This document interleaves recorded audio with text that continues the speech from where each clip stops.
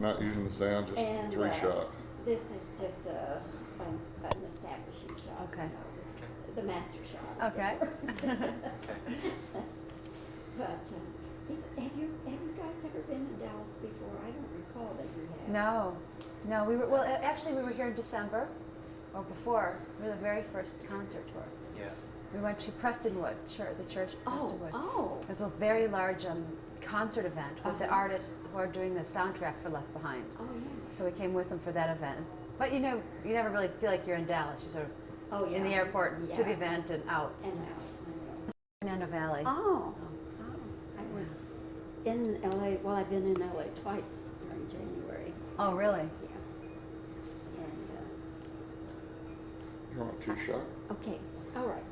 Well, Kirk and Chelsea, welcome to Dallas. Thank you. Very happy to have you here, and very happy to be able to talk with you about this movie, Left Behind. Right.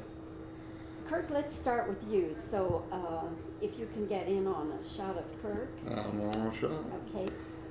The title, Left Behind, what is the significance? Well, at the very beginning of this movie, there's a scene in an airplane where dozens of people on a plane disappear. And you come to find out that millions of people around the world have disappeared at this same exact moment. And this is a story about everyone who has been left behind. And they're scrambling around trying to figure out where everybody went. When I watched the movie, I really got caught up in the whole mystique of that premise. And so that it works on that level, but then as it goes on, it works on a spiritual level. That's right, yeah. As you go through the movie, the character that I play, Buck Williams, is a reporter and a journalist trying to put all the pieces of the puzzle together. He's trying to figure out where everybody went. And someone suggests this theory from the Bible that this was something called the rapture. This is where Jesus comes back and, in essence, on a rescue mission to take all of those who truly love him to be with him in heaven forever. And it wasn't aliens, and it wasn't some crazy kidnapping. This was actually God himself taking people to heaven. And so he starts to consider this and starts to try to see how that matches up with what is actually going on in the world, and comes to some pretty moving conclusions.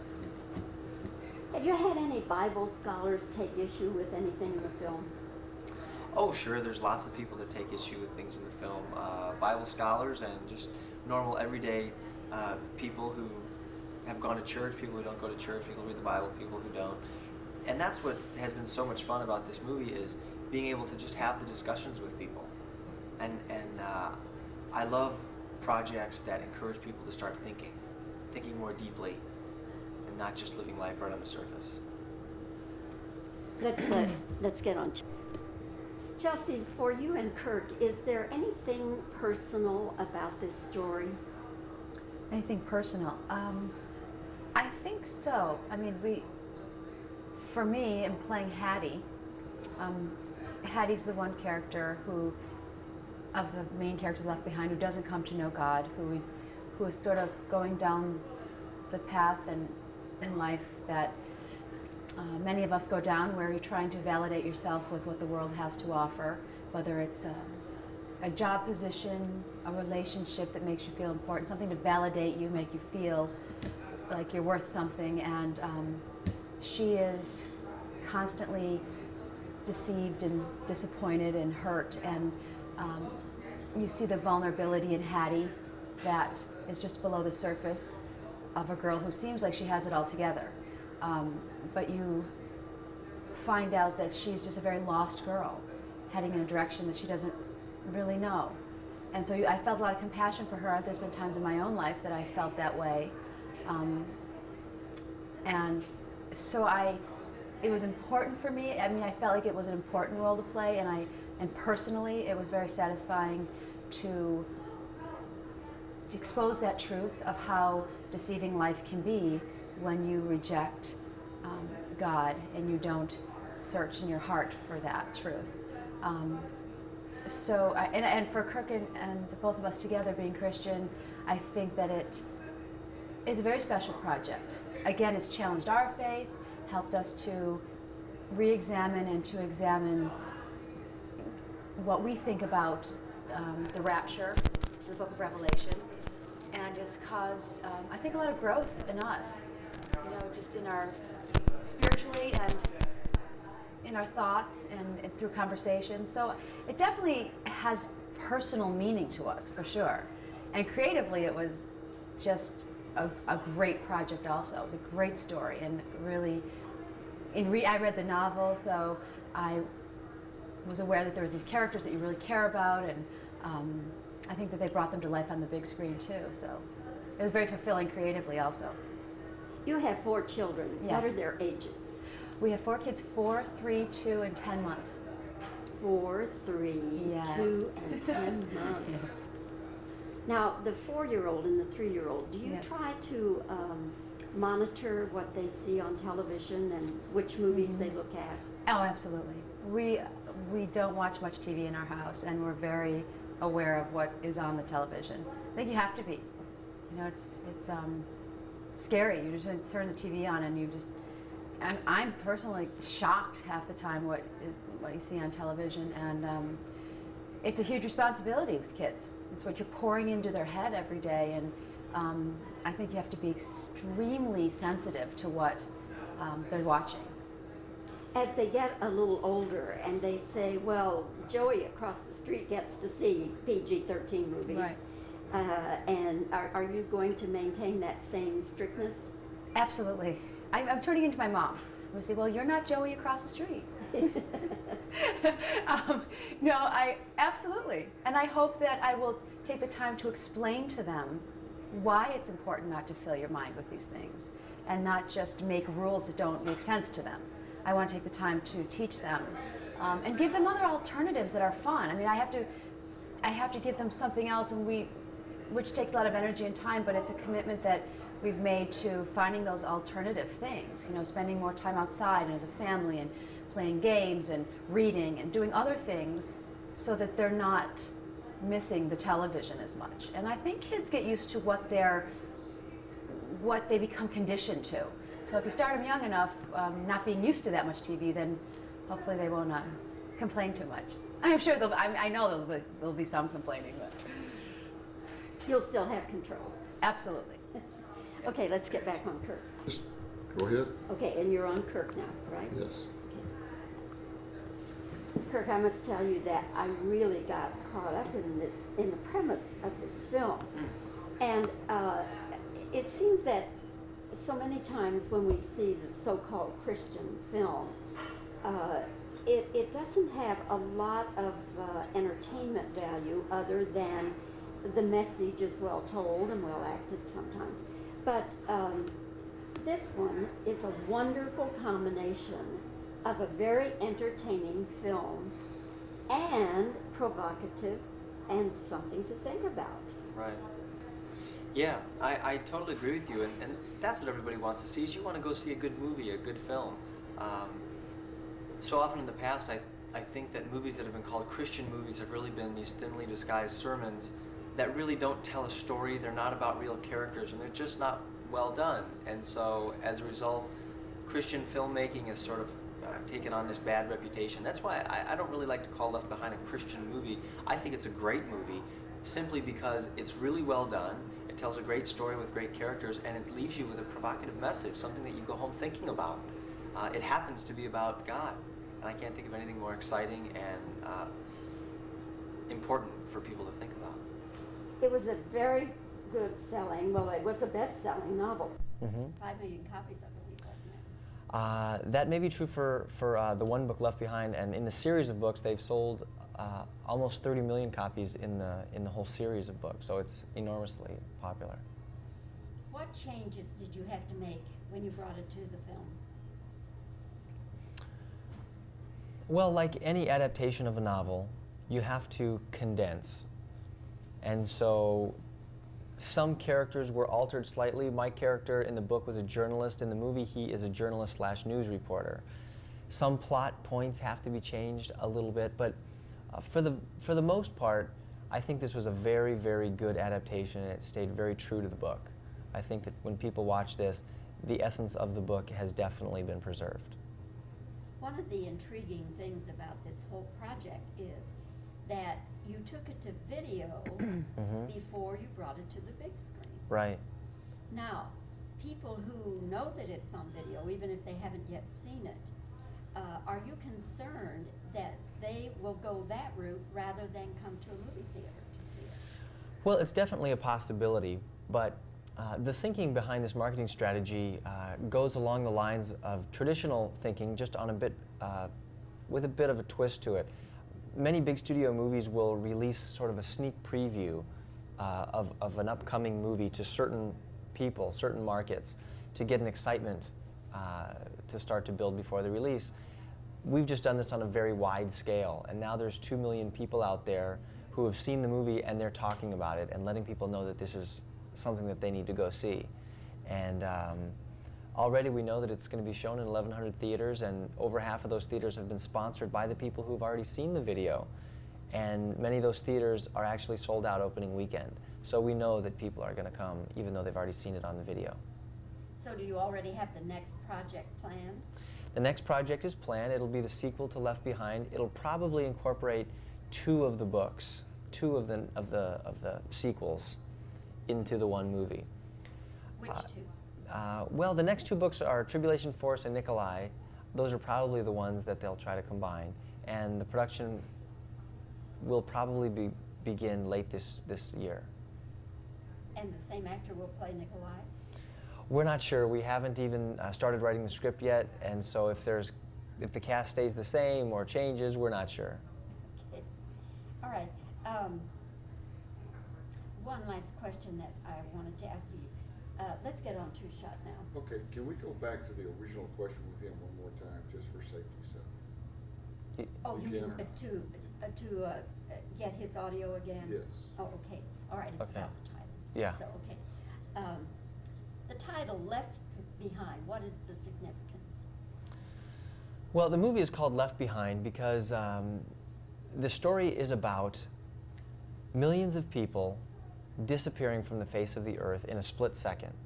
And instead of telling a story about where these people went, this is a movie about all the people who were left behind. And they're scrambling around trying to figure out where these people went, what happened to them. That's good. All right, now then, if you'll get on Two Shot. Okay. And we'll just ride the Two Shot to the end then. Okay. Okay, you're rolling.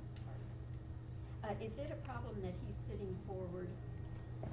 Here, in a 2-shot. I'll just, there Yes. we go. Is that better? Bless You, you. excuse me. Just get you to drop your hands down, because I do have them. Yeah, no, Oh. I'm sorry. You're rolling. Okay. Cut off my hands, I can't say I it. know.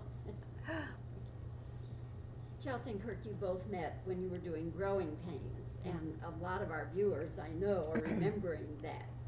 And you fell in love during that making of that series. Mhm. Okay. So just, Chelsea, for the statistics now. Yes. When were you, well, you came later on into the series, Oh, yes, didn't you? yes, the Okay. last 2 seasons. But when did you first meet on Growing Pains?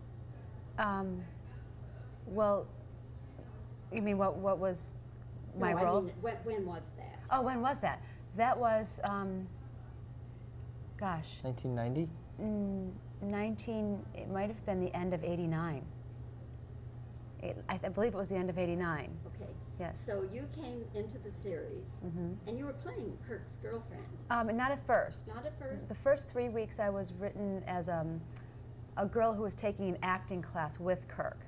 There's a group of kids in this acting class, and after 3 weeks the producers talked to me. They said, we really like the chemistry between you and Kirk, and we'd like to explore that some more. And would you come back for the next season? And I thought about it, and I'm glad I made the right decision. Me too. Were you attracted to Chelsea right from the get-go? I'll admit it, I was. And we got to be fast friends. And gosh, it was not too long before I was starting to think, could this be the girl? Could this be the right one? And it was about a year later when we got engaged. And then you had the big wedding. Yes, we got married. We didn't really have a big wedding. We had a very small private wedding. with just family, back in upstate New York, where I'm from. But a lot of the press showed up, and it sort of turned into Yeah. a big deal in the Yes, papers. I remember seeing pictures Right. of the wedding and Yeah. everything in some of the magazines. The series ended in '92, isn't that right? I think that's right. Yes. Yes.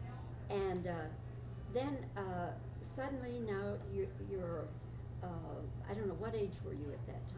About? 21, 22? About 21 or 22. Mm-hmm. Suddenly here you are, 21, 22 years old, series has ended. And was that a big shock and a big adjustment for both of you? Well, for me, it was definitely an adjustment. For 7 years, I'd worked on this show, Growing Pains, and every day we went to work, and my family was really right there on the set. But it was a welcome change. I mean, it was a time where we knew that Growing Pains was on its way out, and we were all very excited to move on to whatever was ahead in our life. For me and Chelsea, we had just gotten married before the show ended. In real life, we got married, and so we were wanting to start talking about a family and what we were going to do from there, and we were looking at different roles that we could play professionally. So it was a very exciting time. A whole new chapter was opened up. So it wasn't the sort of thing where you were both just in a blue funk, like, oh, the series No. has ended, our perks are over, and No, we never felt that way. No, not at all. I mean, I'm so thankful that I was part of the show. Obviously, it was a much longer part of Kirk's life than mine, but a very significant part of my life. But I think I just felt thankful to have been part of, this hit show, and looking forward to the future with Kirk. were you both at that time Christian oriented? Mm-hmm. We were both Christian at the time that we met. Yes. So it wasn't like that came later. You had that already in your lives. Mm-hmm. Yeah. Definitely. Yeah, we both had a strong sense of faith in the Lord when we met. So that was probably one of the most precious things that we shared together right from the beginning of our friendship. And that maybe can be something that you're more than grateful for, I should think. Oh, absolutely. That you Yeah. didn't have to go through a bad time in your life, as so many young people do, whether Yeah. they're in show business or not. Right. Mhm. I think we probably went through a hard time in our lives just separately before we met each other. When we both really questioned faith in general and searched our hearts for God, and I think that was something we did individually before we met. And then when you met, you thought that was something you connected with, had in common. Definitely. Right. Mhm. And I know Chelsea's faith really helps her even today, because being married to me requires a lot of faith. Okay. All right. Let's. And they had to sort of. He was kind of losing it. The stage because I think it just He was drunk, I think, Oh. on the stage. Oh, that's terrible. So sad, you just see Yeah. this legend. Okay, so you're getting a 3-shot? Okay, Kirk, if you'll sit back. And now I'll start with Kirk, and I'm just going to re-ask some questions and start to answer, and I'll wave you off, and then I'll come to you with your questions. Okay. What is the significance of the title Left Behind? Well, they call it Left Behind because millions of people around the world have disappeared. And it's a story about everyone who's been left behind. Okay, that's fine. All right. You're doing something unprecedented, I believe, in that you came out with the video first, and now you're taking the same video to the big screen. What is the thinking behind that? Well, it's an interesting little strategy, but they feel that once people see it on the video screen. Okay. Let's see, what else did I ask you? Okay. All right. Okay, and it'll still be for Kirk. Okay. All right, very good.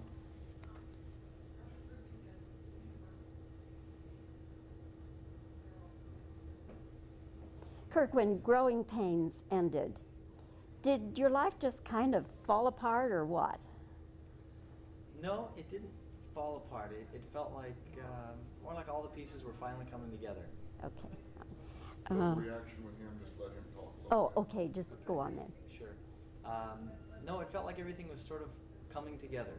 It was a time when Growing Pains needed to be finished, and Chelsea and I just got married, and we wanted to start our family. Okay. All right. Okay, now I'll. Okay. You're rolling? What?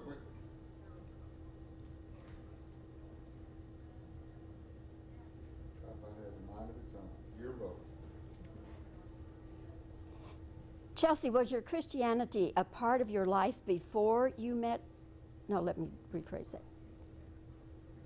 Chelsea, was Christianity a part of your life before you met? I'm not saying that the way I want to say it. And do me a favor. What? Look at him and then go over to her. Oh, okay. All right. Okay.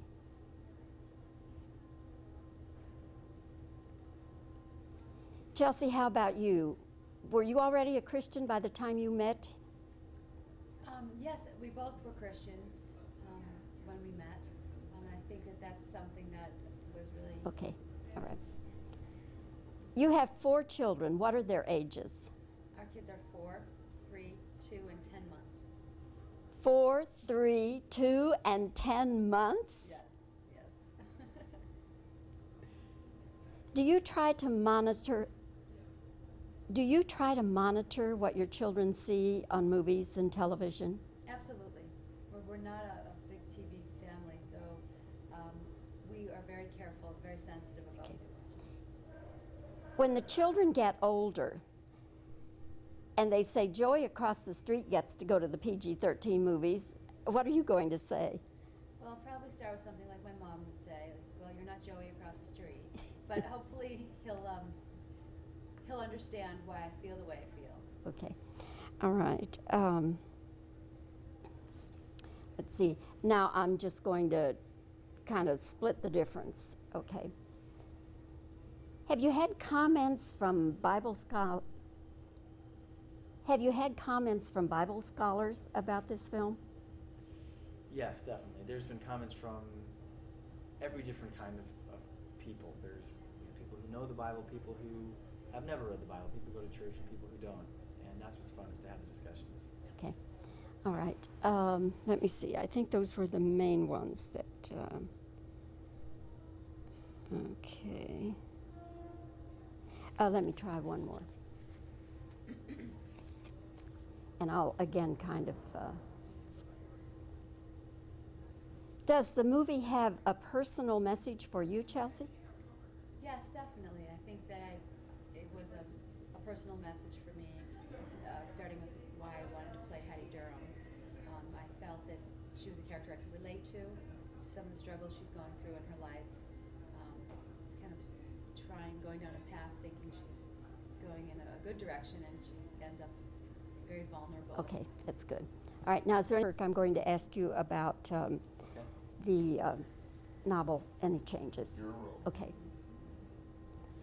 Kirk, this was a very successful novel. Have you made any changes from the novel? No, they stayed very close to what the novel is all about. There's a couple changes that they had to make just to make it fit into the movie format. And essentially they've kept it the same. Okay. Did your character change any? My character was a little different in that he was a journalist in the book. In the movie, he was a journalist and a news reporter. GNN. Right. Global News Network. Okay. Well, that gets